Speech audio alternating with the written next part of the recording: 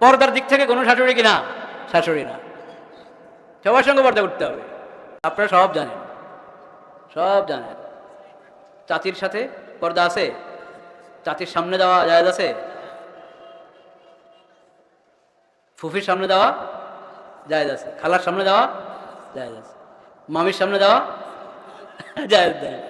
মামির সামনে দেওয়া যাবে না, চাচির সামনে যাওয়া যাবে না, খালা শাশুড়ি যাওয়া যাবে না।